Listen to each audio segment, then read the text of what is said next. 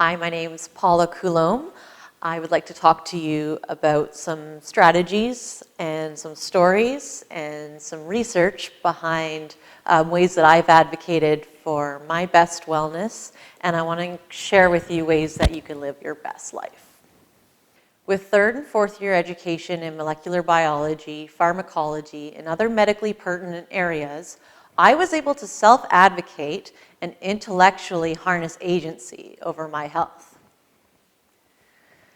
I would want my younger self to know that I have control over my environment and what I'm exposing myself to. I'm going to go a bit more into that as we go. When I became empowered by my pursuits, it became clear to me that hope is the motion that propels us forward. We can focus on a clear goal and destination for ourselves, despite the most grueling circumstances. As a student or as a youth, you can do things like creating a self-love toolkit. Find out what makes you happy. What are your best qualities? What do you love about yourself? And what really matters to you? 2, you can realize your surroundings or your environment and that it plays a really big role in your mental and physical health. So what can you do? You can change your unhealthy habits. You can reevaluate your relationships. Who lifts you up and who supports you? Who doesn't? How can you change a situation that feels unsafe? And can you ask for what you need? I would encourage you to do so. As an educator or as a supporter, you can do several things. 1, you can teach mental health literacy. Teaching mental health literacy does 4 things. Most importantly, it reduces stigma. It encourages conversations about emotions or what you're feeling. It can help you understand mental health problems, illnesses, and ways to access help. And finally, it can enhance social and emotional intelligence. Number 2, you can adopt a trauma-informed practice, whether you're an educator or a parent or someone who's just supporting a youth. You can do several things. You can create a safe and supportive environment, whether that's learning or a nurturing environment. You can avoid unknowingly causing unsafe situations or distress among youth. You can maintain routines. Set clear expectations and consequences for inappropriate behavior. Provide a safe space for sharing. Giving that person time to ask questions and giving them answers that are simple and realistic. And finally, reevaluating discipline. As a teacher or as a supporter, talking to someone about their behavior in a conversation-based or solution-based way can really reduce that shame or that stigma or any sort of negative feelings that one may associate with their behavior. And talking about the emotions that the person was experiencing when they did misbehave or act inappropriately. As a teacher, there are several strategies you can utilize in your classroom. 1, you can modify and personalize assignments. 2, have a personal care plan. Give permission to your students to leave class to speak with a designated adult. This could include primary caregivers in promoting their healing. 3, you can provide additional support. That might look like making your learner accountable, so checking in on them. And encouraging them, being a coach more than a teacher or a disciplinarian. 4, you can create a social emotional framework into your daily routine. This might include self-regulation techniques. 5, you can refer to specialists and professionals. Remember, as a teacher, you're not a counselor, you're not a nurse, you're not there to talk about treatments or ways to manage these feelings that your students are going through, but be there as someone that they can talk to. So how would you implement, this kind of support in the classroom? Well, there's 4 main things I recommend. 1, grounding. This can include deep breathing, sound healing, such as music, or one First Nations or Indigenous practice is going bare feet outdoors and really getting your feet in the soil and just really feeling that grounding that way. 2, journals. Students can practice daily gratitude. They can observe their thoughts and emotions and write them down. 3, mindfulness practice. So what are some stress reduction techniques? How can we notice our emotions? And how can we go forward with our decision making without judging ourselves? And number 4, artistic expression. Many of us know how important artistic expression is. It's a form of emotional release, a way to communicate your thoughts, your insights, or what you're going through. School-wide or in your community, you can implement a lot of these strategies. 1, you can do it by giving back. So creating meaningful and impactful community projects, such as mentoring, tutoring, community gardens, or just beach and park cleanups. It's pretty easy to give back. 3, you can be involved in a creative community. So creating some intention with your creative processing. Research has found that this actually improves mood and moderates the stress response. So being involved in music, choir, band, art cafes, hallway galleries, you might have heard of conscious dance, dance therapy, or dance temple, just ways to move your body in a way that really releases what you're going through or what you're feeling. 3rd, you can have caring conversations. So fostering empathy is something that we can do to show respect for others. We can promote tolerance and replace stigmatization. There's ways to do this, like implementing a human library. So actually hearing about people's experiences. You can share oral stories, such as with Indigenous elders or participating in mental health workshops. Specifically, what are the school-based and community supports that are out there? Well, of course, there's therapists, so mental health specialists or counselors. We also have occupational therapists, speech-language pathologists, dance/movement therapists, art therapists, and social workers. There are Indigenous elders, and these may be district appointed in your schools or maybe respected elders in your community that offer place-based traditional supports. There may be school psychologists that are assigned to your school or to your district, and these are mental health professionals that have advanced training and expertise in human behavior and psychological health. And finally, teachers and administration. So staff at your school or in your district are there to support you. But remember that educators cannot and should not diagnose mental illness, nor should they provide mental health treatment. So what are some success indicators that you'll maybe see in your community or with youth that you know, or as a youth yourself?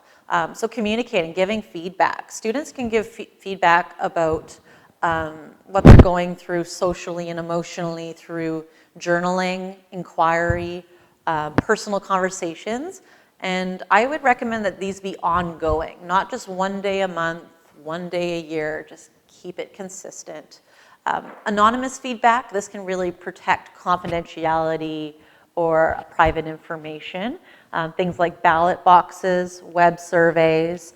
These can also include caregivers, administration, staff, and students outside of your network. What are some behavioral indicators of success? Well, in schools, you might see an increase in attendance, increase in collaboration, relationships may improve or increase, communication, and self-esteem is a big one. In class, you can observe as a teacher before, during, and after implementing these initiatives to notice what's different, what's changing, what's improving, but also keep in mind your own bias. What are some long-term observations? Well, your students and as an individual, you might notice you're gaining these lifelong skills. You're gaining critical thinking, problem solving, and that decision making is becoming a lot clearer for you. Finally, advocacy and outreach. So having awareness about social-emotional health, mental health, can really create compassionate and empathetic dialogue and really increases someone's courage and willingness to ask for support. So the big solutions that I'd like to wrap this up with are education and advocacy. So how can you implement these in your own life or in your own community or in your own school? Well, you can contact people to share their experiences. You can correct false information that you hear around, like stigma-based comments about mental illness. And you can replace it with information that's based on up-to-date and reliable science about the causes and treatments of mental illnesses. With advocacy, you can encourage participation and engagement in your community. 2, you can increase the priority of mental health and promotion of provision of rapid access to effective mental health care on agendas of decision makers. So you can get political, you can involve your local politicians and express that this is really important to you and you'd like to see it more in your school, in your community, or within whatever group that you participate in. So a little bit more about me. In my journey for my own wellness and my own education and my own advocacy, I found some really great theories that helped inform my own understanding of myself, of how I experience the world, and what I can do to control my environment. So I'd like to finish with sharing some of that. So first off, I'd like to share something you might have heard of, the ongoing debate of nature versus nurture. Sigmund Freud argued that our environment, such as our upbringing and relationship with our mothers, significantly influences how children develop into adults. Jean-Jacques Rousseau theorized that we are born with set traits and DNA that encodes a child's development with or without influence of the environment. Early biologists such as Charles Darwin and Jean-Baptiste Lamarck proposed their own theories of evolution and were nearing epigenetic concepts for their era.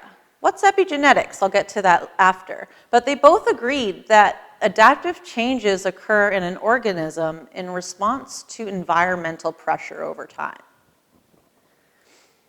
So I want you to think about, of the 3 words, experiences, environment, and behavior, how are they all related?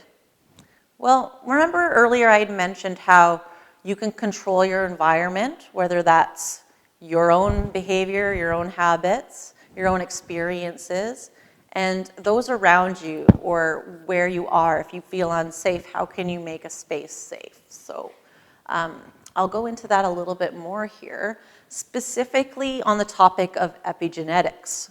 Now, epigenetics is a theory that came about 10 to 20 years ago in scientific literature to help us understand how our environment influences and changes our genes. Specifically, epigenetics is an emerging area of scientific research that reveals how environmental influences or lived experiences actually affect the expression of our genes. Now, this is a really cool topic. I'll go into it a bit more. So specifically, DNA contains chemical markers that signal a gene to turn on or off, or to be expressed or not, by how much or how little throughout development. So think of like a dimmer switch. Sometimes you can turn a dimmer switch on or off, or you can kind of turn it down or turn it up. So think of those chemical markers like that. You could also think of epigenetic markers as dials, like I said, of gene expression. So each experience we are exposed to in our environment rearranges and changes our DNA by modifying these chemical markers. Therefore, each of us has a unique epigenome. Epigenetics explains how early experiences can have lifelong impacts on more than our cognitive development. Did you know that even identical twins develop to exhibit different behaviors, skills, health, and achievements, all thanks to their varied epigenomic profiles? Most people know that children inherit their biological parents' DNA. DNA from our grandparents and ancestors is encoded deep within as well. Negative epigenetic changes from environmental stressors can be transferred to subsequent generations. So if your grandmother went through a traumatic event while she was immigrating to Canada, let's say, to escape war and what was happening to her family and community at that time, that stress that she went through can actually be expressed in your genes. I'll get more into that later. Yes, so specifically, Carl Jung theorized that genetic memories, or the collective unconscious, can determine if we are born with certain behaviors, such as phobias. So one example might be, you have this fear of water. Whenever you're near the river or the ocean, you can't escape the thought that you might drown, so you avoid swimming altogether. But you've never had an experience where you've drowned, or you've never had a negative experience with swimming. Why might this be? Well, scientists theorize that epigenetics can be one reason for that. So remember that example I gave you about your grandmother? What if she was swimming and had a traumatic experience where she almost drowned? And then a few years later, she gave birth to your mother. Well, that experience that she had, where she needed to save her own life by avoiding death, she passed that on to your mother so that you could avoid possibly dying from swimming. So that might be why you have this fear about jumping into water. Really, our genes are helping us out by putting survival mechanisms and survival techniques into our subconscious coding. So that is one evolutionary theory as to why subsequent generations do tend to be more successful and do tend to live longer and reproduce. So this is a really cool part of my education, and I really appreciate you taking the time out of your day to listen, and I really hope that some of the techniques I shared earlier are quite effective in really informing your own mental health and emotional health and overall wellness journey. So thank you.